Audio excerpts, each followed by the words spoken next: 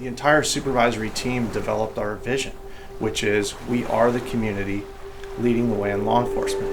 In that first section, we are the community. That's us looking for ways to have this community believe that we are their police department and that they are our community and we're all one.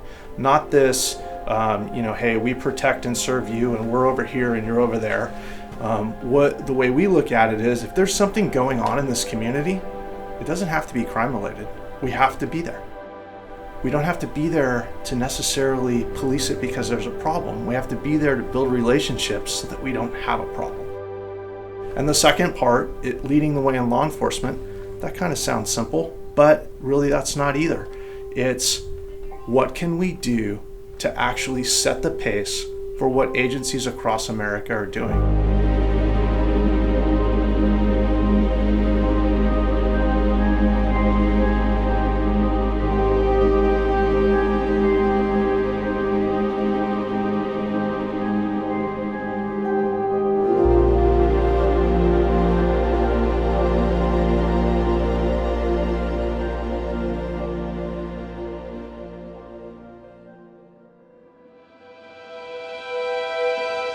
Back when I started, we would handle issues typically through arrest. If there was a problem, we would try and arrest our way out of it.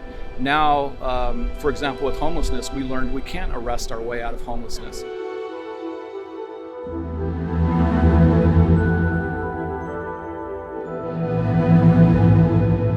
One of the major community concerns when I first got here was, hey, how are we gonna handle, people that are experiencing homelessness here in the community? The problem seems to be growing. So our city manager put together a task force. Part of the problem was everyone worked in silos. We'd have the housing navigators acting on their own. Mental health counseling is overwhelmed.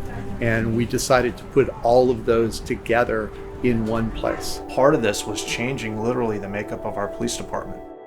As a department, we go out and work with the homeless, trying to get them resources. And we also go out and we look for individuals that might be mentally unstable. So we have another partner in LA County Department of Mental Health. I have a clinician that rides with me as well. We partnered with LA County courts and with the city attorney's office to put together the first ever outdoor courthouse, which services our homeless population. From there, we can help offer this person services such as mental health treatment or substance abuse treatment, depending on what issues they may be facing. It's so meaningful to me to see the need and everyone, all of the agencies that you see here today, and their willingness to provide this right here in the community where it's needed. We're actually bringing people into a place where they can get all the help, and they're showing up. They're showing up, and we have a lot of success stories, and we're hoping to have many more.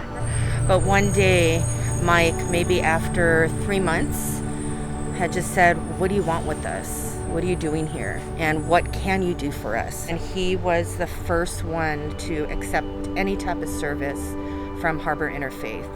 And once he did that, and people saw him progressing and moving and meeting with me several times a week to get stuff done, I would show up there to pick him up, and there is a line of people waiting for assistance as well. I was homeless for like 8 years, 7 of it here in Redondo. I got nothing but praise to say, and especially the police department. They started an outreach program about 2 years ago, and they identified all the homeless and what their needs were. And it wasn't a hostile thing, and it was magnificent because it helped these people, and the whole thing was just good. Everybody pitched in, police department, prosecutor, Judge Renee Gilbertson, everybody pitched in and saved me. One or two of them I cringe when I say could be considered like friends in a way.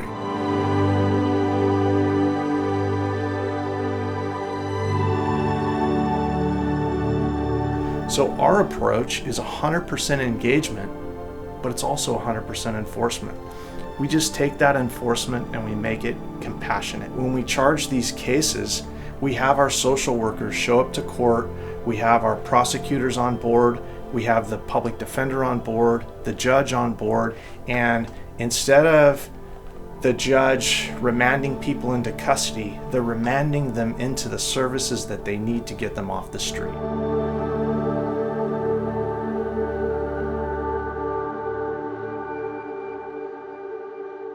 One of the things that's unique to Redondo that we've been able to do is create a police foundation.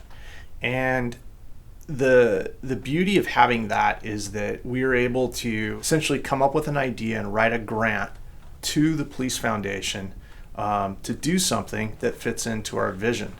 And so recently, one of the grants was to purchase this trailer, which is really what we're calling like a community substation. So the vision for the community substation is to roll into a neighborhood, park the trailer on a street or preferably in a park, and then start off with an event very similar to like a coffee with a cop, where we're breaking down barriers, we're engaging with the community, and we're figuring out what their concerns are. As long as we are all able to be open and have these open discussions about concerns on each side, it gives us a pathway forward. It's that time when no one is being open to what the other side has to say is when we run into problems. And now is the pivotal time for that to happen. So, for me, I'm just privileged enough to have people around me that serve, and they are open to hearing what those concerns are and address it from a expert standpoint. In the time in between, the things that we can do, we can work on the issues of that community and show a result immediately. And that'll be a very, very powerful thing and position for us. And basically that community substation would be in that area for about 24 hours, and then we'll move it to someplace else. So it's just kind of a mobile police station, but it really ties in community engagement, and it also highlights what our vision is, and it's really an example of, if you take our department's vision and what does that actually look like, how does it manifest itself, I think that the community substation is probably the perfect example. So Redondo Beach Police Department motto is, we are the community leading the way in law enforcement.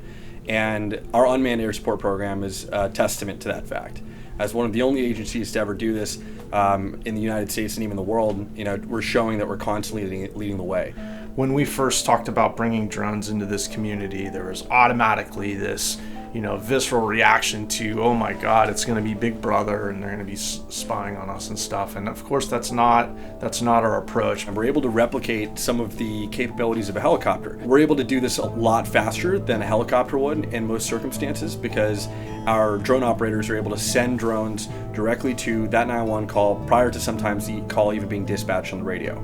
The drones are not utilized for surveillance. They're not utilized for investigation purposes. They're utilized as a first response. We can actually fly these drones to radio calls and have a response time of like 28 seconds. This is a huge benefit to anybody that's at crisis that's calling 911. Every flight we take is logged, and everything we do is according to FAA guidelines and within the policies set by the Redondo Beach Police Department.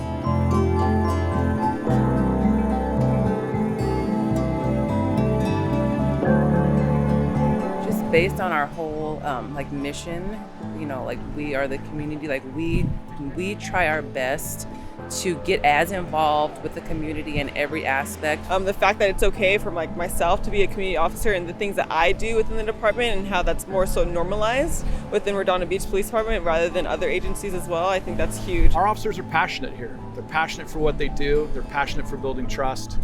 Yeah, generally in the music business, you always hear horror stories of working with municipal bodies and police departments, fire departments, and I've got to say, it was spectacular to work with Chief Kaufman and the police department. That's the one thing I love about living in Redondo Beach, is because we have that feeling here. I don't feel like we're being policed. I feel like we actually have a relationship with the police department. They're here, to protect and serve, but they're really just part of the community. As I continue to get to know the officers, that seems to be the culture, right? We don't run from tough questions. And when we don't have answers, we find them or we create solutions. Chief Kaufman's special. He really is, and I think he's somebody that you know many of the leaders within our police community need to emulate. As I matured in policing, I started realizing, boy, like a lot of the stuff we do, it's really a band-aid to a problem. So when I see what's going on across America, and you know, I'm sitting at a dinner party and someone is asking me, hey, what do you think the solution to this is? It's real community engagement. That's the answer. Stop being a reactive force to problems that are going on and proactively solve issues in your community by building relationships.